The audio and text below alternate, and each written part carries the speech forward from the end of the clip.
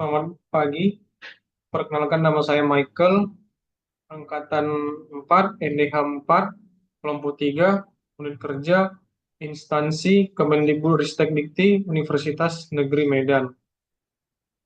Hari ini saya akan mempresentasikan mengenai rancangan aktualisasi pembuatan modul baru, penerapan metode baru pembelajaran di jurusan Pendidikan Teknik Elektro Universitas Negeri Medan.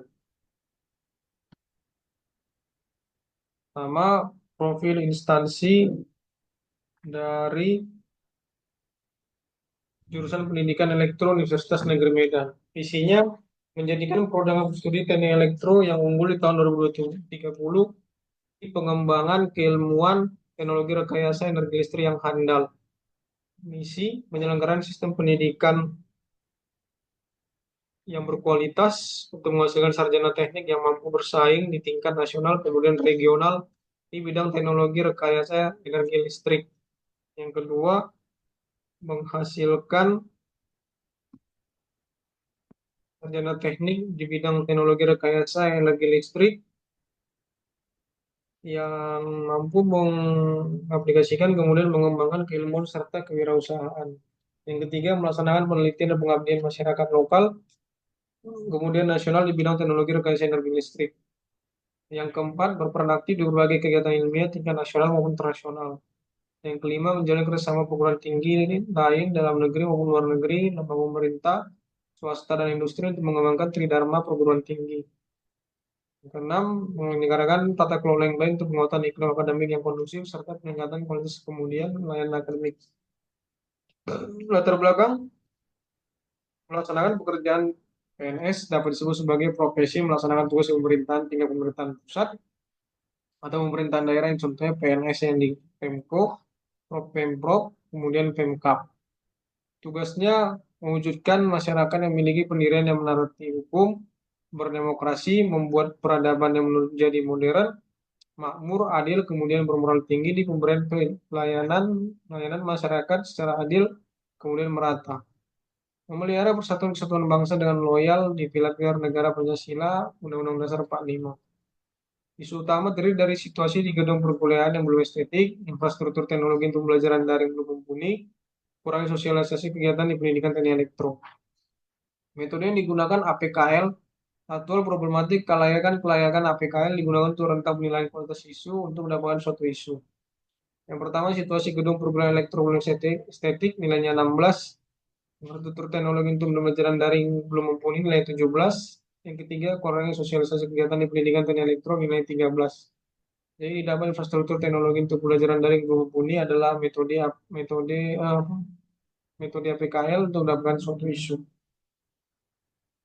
Metode USG, prioritas suatu isu atau menentukan prioritas yang akan ditindaklanjuti di isu dan penjelasan tabel, di mana infrastruktur teknologi untuk pembelajaran daring belum pulih nilainya 14, situasi di gedung perguruan elektro belum nilai 11, terus sosialisasi kegiatan pendidikan elektro nilai 10. Jadi dipilih infrastruktur teknologi untuk pembelajaran daring yang belum pulih dengan nilai 14. Core issue. Setelah menggunakan metode dapat core issue infrastruktur teknologi untuk pembelajaran daring belum mumpuni.